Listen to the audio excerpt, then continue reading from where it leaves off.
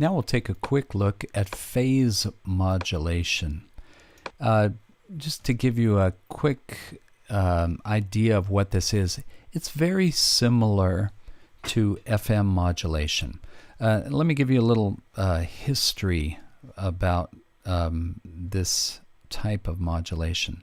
At the time, the Yamaha DX7, which was the first commercially available digital synth and the first to use FM synthesis. At the time that came out in the early 80s, right around the time MIDI was born, the Yamaha DX7 really took the electronic music industry by storm.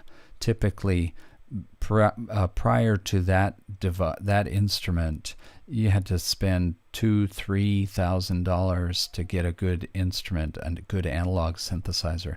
The DX7 came out, the list price was $1,800. You could get them for around $1,500. So it was a significant decrease in price, and it was used microchips, so you could store lots of programs. It was multi-timbral, sort of, and polyphonic, and it used FM synthesis.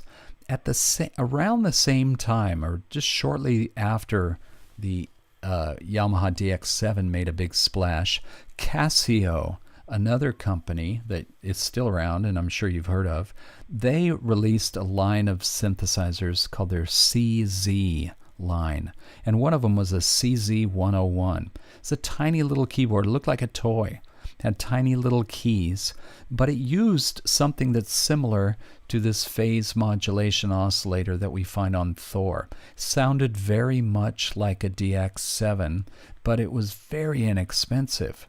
It had those tiny little keys, but the good news there was MIDI had been born. So what a lot of people did was they would get maybe a Yamaha DX7 or some type of a MIDI synthesizer, and then if they wanted to expand, rather than having to spend another $1,500 to $1,800 for another Yamaha DX7, they'd spend a couple $100 to get one of these Casio CZs, which were less expensive, tiny little keys, but they had MIDI ports. So you could run a MIDI cable from your full-size keyboard into the little CZ and get something that sounded like a DX7 for much less money.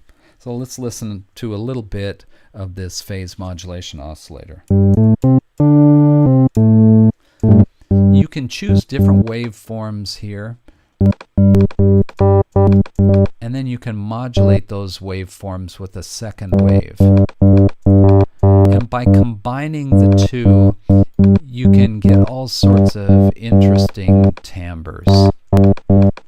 This takes a little bit experimentation. But pretty straightforward. Typical synthesizer controls. Modulate the waveform.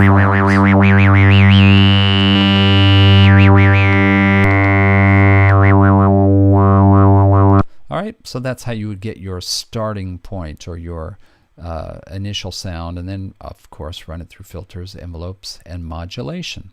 So that's phase modulation oscillators in Thor. Again, sort of reminiscent of the Casio CZ101 and that line of synthesizers.